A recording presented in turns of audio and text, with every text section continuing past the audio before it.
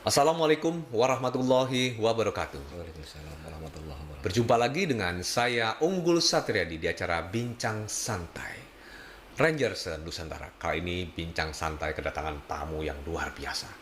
Dia sudah hadir di tengah-tengah kita. Beliau adalah Bapak Mahdi.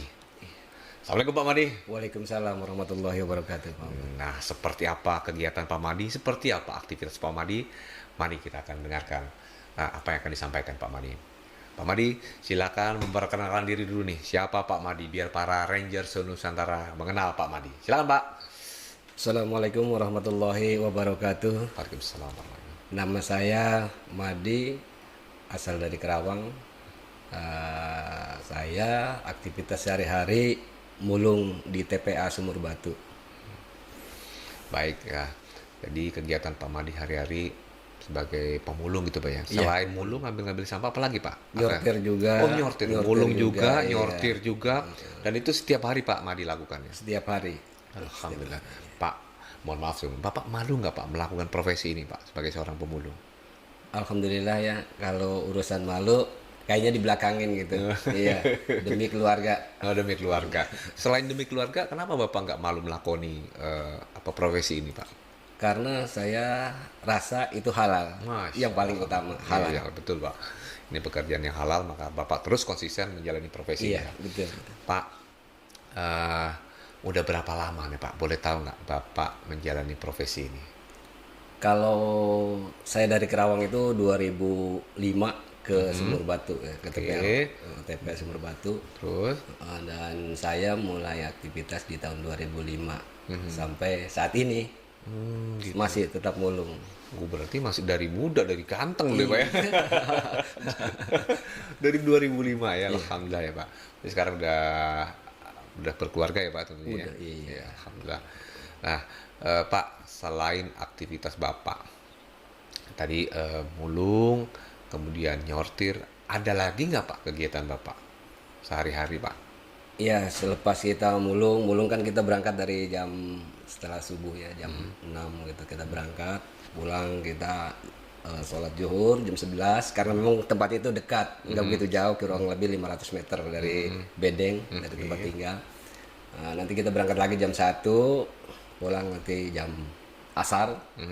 Kita kedengaran suara azan asar, kita pulang. Masya Allah, Kita Alhamdulillah. pulang ya, dan kita nggak berangkat lagi. Nah, kita selepas maghrib, karena ada anak-anak di wilayah saya itu, di bedeng saya itu kurang lebih ada 30 kakak. Itu anak-anak ada kurang lebih 20. Dan saya selepas maghrib ngajar ngaji.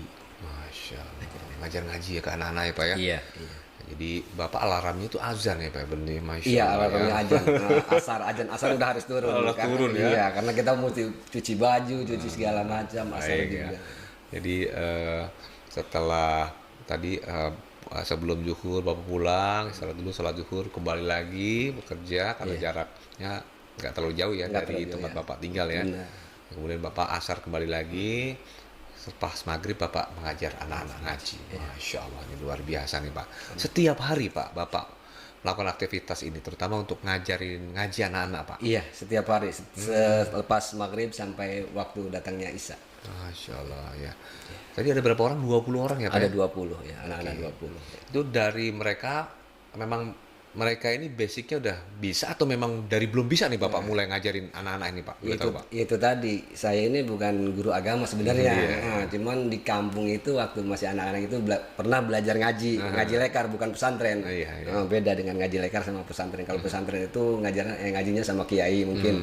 Kalau saya sama orang biasa seperti itu, sama ustaz. Dan itu saya melihat anak-anak itu ya, udah umuran SD tapi nggak bisa ngaji waktu itu. Nggak bisa ngaji. Awal-awalnya nih ya? Awal-awalnya Iya, iya, iya. Pak. Ya kenapa sih kita punya ilmu bisa bismillah, kok anak-anak nggak bisa bismillah gitu. Yang harusnya udah makan harus baca bismillah, harus bisa doa makan Masya Allah. gitu ya. Mau masuk WC dia harus bisa, apalagi tentang sholat gitu. Ya, karena rata-rata di TPA itu orang-orang pemulung itu rata-rata memang orang yang tidak berada, tidak punya gitu. Jadi sampai sekarang aja nih ada anak pemulung yang udah 13 tahun belum bisa bismillah, apalagi ta'uz. Ya, itu saya ngajarin baca ta'uz aja sama bismillah itu hampir 2 bulan. Baru dia bisa. Baru 2 bulan, iya 2 bulan ini baru mulain itu logatnya itu baru keluar karena tidak bisanya. Masya Allah, luar biasa nih. Kalau yang masih kecil-kecil ya umpama yang 3 tahun ke atas itu udah alhamdulillah itu gampang. Tapi yang ini yang baru nyampe nih iya karena tadinya memang bukan di wilayah kita gitu, terus kan karena pemulung itu kan keluar masuk. Nanti datang, nanti dia nggak betah sama bosnya pindah gitu. Nah itu ada anak-anak baru pindah itu sampai sebegitunya gitu, umuran sudah sebegitu 12-13 tahun itu belum bisa baca ta'uz apalagi bismillah. Tapi alhamdulillah Ya 2 bulan ini udah mulai keluar suaranya, tahu bisa, ya, walaupun luar biasa. dituntun gitu. Ya pelan-pelan. Pak, itu mereka ngaji ke bapak itu ada paksaan dari orang tuanya atau ada mungkin ajakan dari bapak? Itu seperti apa Pak teknisnya di lapangan Pak? Boleh tahu Iya, Pak? kalau saya memang enggak ngajak gitu. Tapi karena memang dari anak-anak ke anak-anak dan melihat gitu. Karena wilayahnya itu yang saya diam itu ada 30 kakak, kalau dia pindah ke situ, wah ada guru ngaji nih gitu kan. Ada yang ngajarin ngaji gitu. Nah, itu jadi contoh anak-anak yang ada jadi contoh. Ya awal-awalnya saya cuma 3 anak saya yang paling kecil, terus anak cucu dan terus anak ponakan awalnya gitu di Bedeng. Masya Allah, jadi memang Bapak tidak mengajak, tapi Bapak memberikan apa ya contoh nih. Ini ada tempat ngaji loh di tempat saya, sehingga mereka datang sendiri-sendiri gitu ya. Dia melihat langsung. Ya Pak, apa yang membuat Bapak bahagia nih? Ya tinggal di tempat, mohon maaf ya Pak, di tempat lingkungan yang notabene sampah semua nih Pak ya. Tapi Bapak bisa menyempatkan waktu untuk mengajar ngaji. Nah, bagaimana apa yang membuat Bapak bahagia atau senang nih Pak dalam proses ini Pak? Silakan Pak. Dulu cerita saya dulu ya, cerita saya dari awal itu, saya kecil itu saya sekolah, saya lulusan SD Tanjung Pakis 1.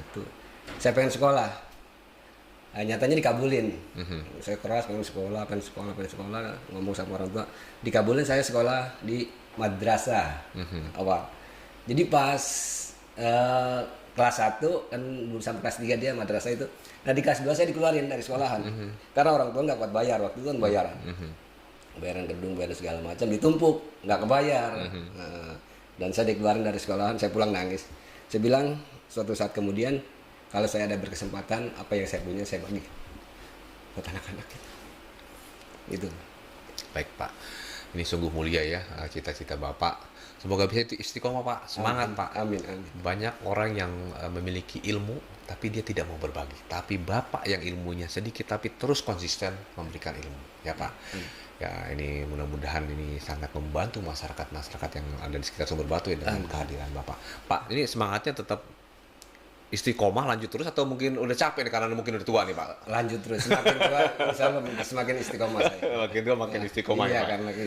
karena kita udah seumuran seperti ini gitu. Berarti metode yang Bapak sampaikan atau ajarin anak-anak apa metode alif ba ta itu dari awal memang? Dari awal, ya? dari awal.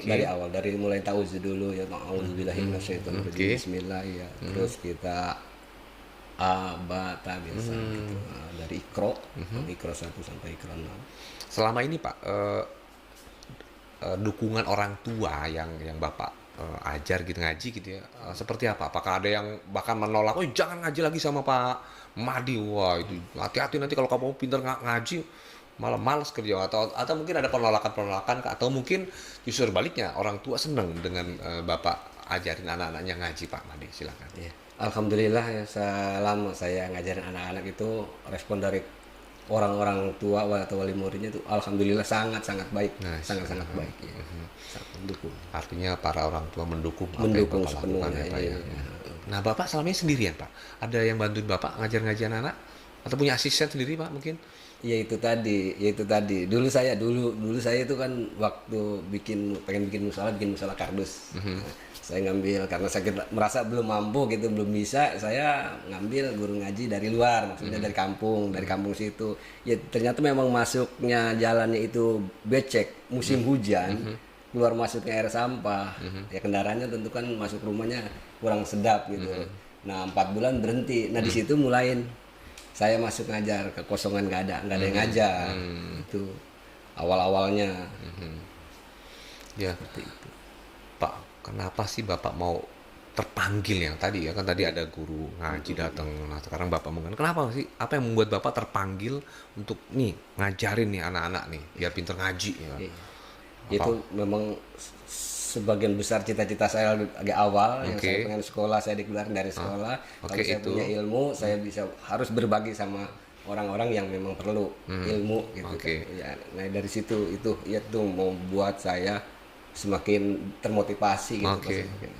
Jadi dari pengalaman hidup Bapak sendiri Iya, ya, dari dulu mau pengalaman hidup sekolah saya, nggak bisa sekolah, maka saya punya keinginan, saya pengen ngajarin apa yang saya bisa ke anak-anak. Iya betul, makanya juga anak saya itu ya yang satu memang yang paling tua itu memang kondisi fisiknya kurang bagus, jadi nggak kuat kena AC, ya dia memang penyakit berat. Jadi dia berumah tangga umur 17 tahun. Nah terus yang dua ini memang ngikutin saya pemulung, alhamdulillah semuanya sekolah Alhamdulillah. gitu, karena saya mau sekolahnya bangkrut di tengah jalan, ya saya punya cita-cita anak saya harus sekolah walaupun apapun gitu yang terjadi tetap harus sekolah. Bapak berarti anak-anak berapa Pak, putra putrinya? Saya punya putri 2, putra 1. Putra 1. Ini yang putra ada sekolah Yang SMA? putra sekarang kuliah. Kuliah, Masya Kuliah. Allah. Biaya biaya dari KIP pemerintah. Oke, nanti Bapak punya cita-cita anak-anak tetap sekolah ya Pak ya? Iya. Masya Allah, alhamdulillahirabbil alamin ya Pak. Tetap istiqomah Pak. Pak, Amin. ada nggak yang pengen Bapak sampaikan ke Rangers Nusantara nih ya, biar bisa mengikuti atau terinspirasi dari apa yang Bapak lakukan? Silakan Pak. Ada motivasi dari saya itu selalulah berbuat baik. Saya yang sudah merasakan apabila kita berbuat baik, tentunya Allah akan membalas kita dengan kebaikan. Saya orang tua yang nggak punya apa-apa, hidup di atas sampah, tapi alhamdulillah saya punya putra Masna dan kos-kosasi itu sekolah sampai kuliah. Masna S1 psikolog, dan alhamdulillah kos-kosasi sekarang ini semester 1. Biaya dari pemerintah IKIP. Ya, KIP gitu. Nah, itulah mungkin balasan dari Allah Subhanahu wa taala dengan kita berbuat baik. Maka itu untuk semua ranger di seluruh Indonesia, ya selalulah berbuat baik kepada sesama. Jangan menilai kita ini seudon gitu. Ya, selalu berbuat baik. Allah akan membalas dengan kebaikan. Amin, amin ya luar biasa. Terima kasih nih Pak ya atas kalimat inspirasinya yang sederhana tapi luar biasa. Selamat buat Bapak ya atas kegiatan-kegiatannya dan anak-anaknya. Alhamdulillah sudah sekarang sudah di bangku kuliah ya Pak ya. Iya. Baik, sekali lagi Pak, terima kasih atas kehadirannya di Bincang Santai Pak. Rangers Nusantara, demikian tadi bincang kami dengan Bapak Madi. Semoga banyak menginspirasi dari aktivitas dan kegiatan-kegiatan yang beliau lakukan. Saya Unggul Satriadi pamit undur diri. Sampai berjumpa lagi di acara Binsan berikutnya. Assalamualaikum warahmatullahi wabarakatuh. Waalaikumsalam warahmatullahi wabarakatuh. Alhamdulillah Pak.